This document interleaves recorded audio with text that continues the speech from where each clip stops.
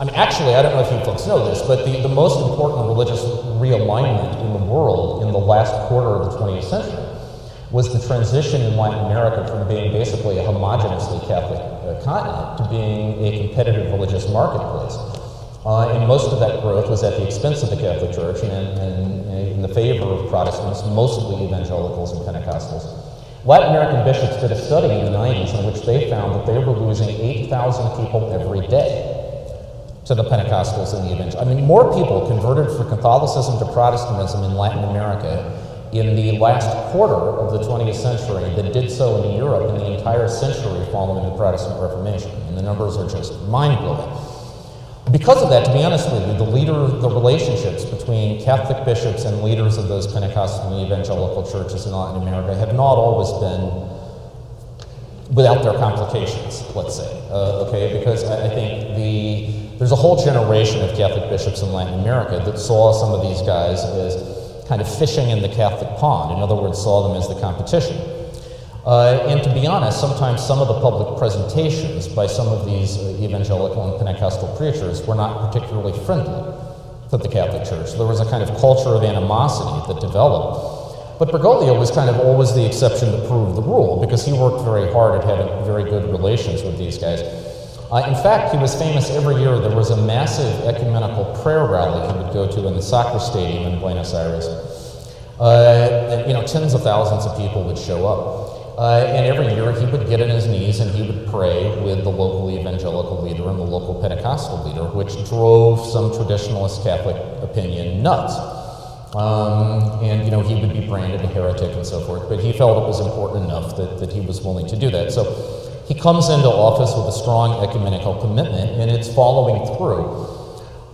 For example, the reason he is going to the Holy Land in May, he's going to be in Jordan, the Palestinian territories, and Israel, the 24th, 25th, and 26th of May, and I'll be on that trip. The official purpose of that trip is to meet with Patriarch Bartholomew I of Constantinople, the ecumenical patriarch, the first among equals in the Orthodox world, commemorating the famous 1964 meeting between Pope Paul VI and Patriarch Athenagoras that lifted the excommunications of 1054. So, clearly, this is another sort of pillar of his papacy, is the press to kind of promote Christian unity.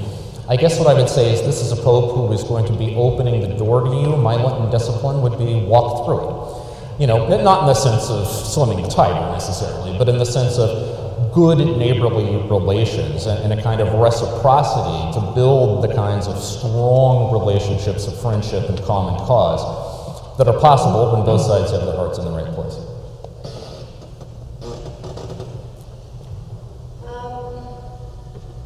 It's no doubt that the Pope is having a wider reach.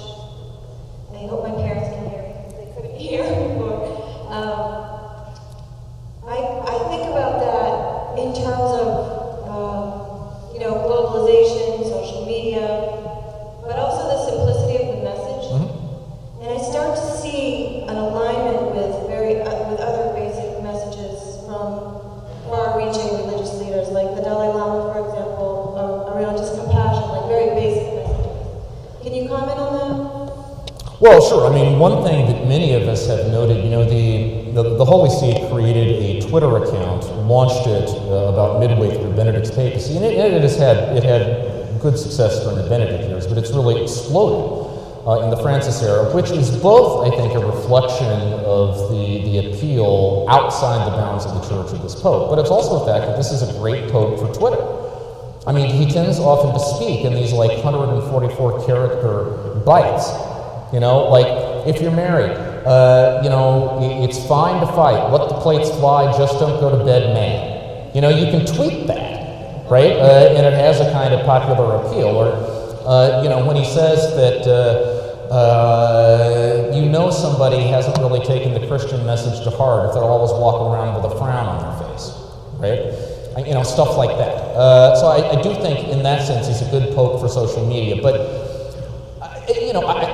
one thing to understand, by the way, is that this Pope's media appeal and his social media appeal, that is the way he's become a Twitter phenomenon and the way he's become a phenomenon in TV and so on, What you need to get is it's not like there's a communications war room in the Vatican at 8 o'clock every morning where all this is being cooked up. Okay, it's, you know, those 5 blockbuster interviews I've told you he did, you know the last guy to know he was doing them? His PR guy. Okay, I mean, I was standing in the streets of Rome when the second of these interviews played out. The irony was the Pontifical Council for Social Communications, which is in theory the Vatican's communications brain trust, was having its plenary meeting.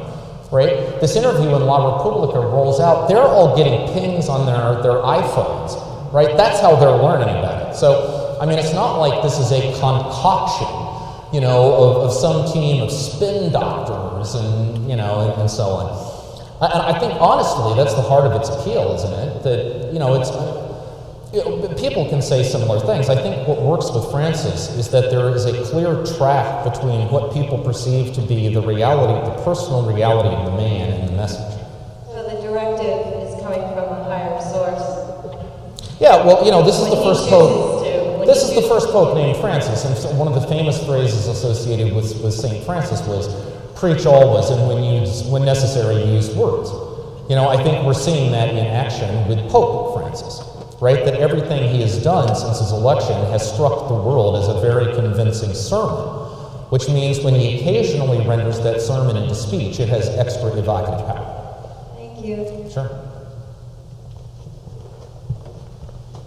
There are stories, including the expose of Pope Benedict's about the Roman curios and problems of the church. It's a collection of autonomous, powerful cardinals. Some of them, maybe many of them, are venal, corrupt, sinful persons. I personally don't know whether this is true. You may certainly do know more than I on that subject. But if it is true, what are the odds that Pope Francis can deal with it? Okay. Well, it's an excellent question, not because I think, listen, I mean, frankly, I wish that the Vatican was as prone to kind of conspiracies and Machiavellian plots as people want to believe it is, because then it would be a hell of a lot more interesting. I mean, you know, the truth of the matter is that often there's a great deal less there than people are inclined to believe. I mean, basically what you have is a kind of complex bureaucracy that has its own culture that has grown up, in this case, not over years or decades, but over centuries.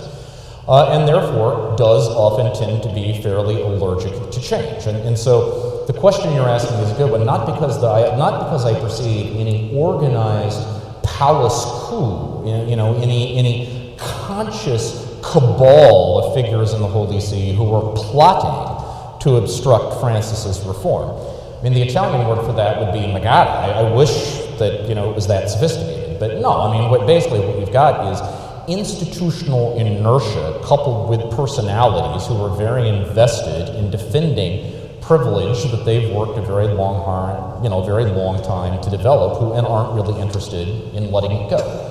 Okay, and in any system, in any bureaucracy, whether we're talking the church or the military or politics or corporate life or whatever, when you've got an ingrained old guard that has a kind of stranglehold around the levers of power, it can be very hard to move the institution in a new direction. So the question you're asking is a very good one. That said, I am much more optimistic about the prospects of reform under Francis than I was either under Wojtyła or Ratzinger, that is, either under John Paul II or Benedict. Largely because, for their own reasons, both John Paul II and Benedict were very odd extra figures. That is, their focus was much more outside the church than inside the church. You know, John Paul, because he wanted to make the church a relevant player in the world affairs of his day. Benedict, because he spent the 8 years of his papacy trying to teach a kind of global graduate seminar, you know, on the intersection of reason and faith, and was never really interested in governing. The difference is that Francis was explicitly elected on a reform mandate. Okay, the central difference between the conclave of 2005 and the conclave of 2013 is that the conclave of 2013 was the most explicitly anti-establishment conclave of the last 100 years. You would have to go back to 1915 to find the last time the cardinals filed into the Sistine Chapel so clearly understanding themselves to be casting a vote for change. Now, in this case, it was not a vote for change from the teaching of the John Paul Benedict era, but it was a vote for change with patterns of business management that they felt had broken down. I mean, basically, the diagnosis was this heavily Italian old guard in the Vatican that seemed to be so good at making the trains run on time had just completely lost its grip. And they were looking at this series of meltdowns that we saw during the Benedict years. So, you know, the Regensburg fracas in 2008 that caused a firestorm of protest across the Islamic world, the Holocaust-denying bishop affair of 2009, the bungled response to the European sex abuse crisis in 2010, the surreal Vatican leaks affair of 2011 and 2012 that, as you indicate, culminated in the Hollywood-esque bit that the butler actually did it. Right? I mean, you know, teams of screenwriters could not invent stuff like this. And then the cumulative judgment among the cardinals was that somebody had to be elected who could get his hands around the grip of power in the Roman Curia and flush out the system and rebuild, reset. Okay? And that is how they got to a Latin American outsider in just 5 ballots, who had a track record of being in leadership, that is management in the church, his entire adult life. Bear in mind, we're talking about a guy who was elected provincial superior of the Jesuits at the tender age of 36. In one form or another, he has been making management decisions in Catholic life for the better part of 4 decades. And he knows he was elected on a reform mandate, and he is dedicated to following through. And look, if you want proof that there is actually steak beneath the sizzle in terms of reform, that is, that reform isn't just rhetoric and shop talk, but it's real, let me direct you to the recent earthquake that Francis launched in the Vatican in terms of financial governance, okay, that is, in terms of money management. Oh, look, I know this does not have a lot of media sex appeal, okay? This is not inviting homeless guys up for breakfast. It's not shunning the papal apartments or whatever. But I am telling you, in terms of the internal culture of the Vatican, this was a complete earthquake. Because historically, in the Vatican, all of its various departments, its congregations and councils and offices and commissions, when it comes to money, they have been accustomed to thinking of themselves as independent, autonomous little fiefdoms, accountable only to God and the Pope, and in both cases, completely nominally. Okay? What Francis has done, and of course that has been a source of scandal over the years, as you all know. And, you know, we don't have to go back to the Vatican bank scandals of the 1970s to prove the point. I mean, did you all catch the story about Monsignor 500 euro that rolled out just last year? An Italian by the name of Nunzio Scarano, who was an accountant in APSA, that's the administration of the patrimony of the Apostolic See, which is the department that handles the Vatican's real estate investments.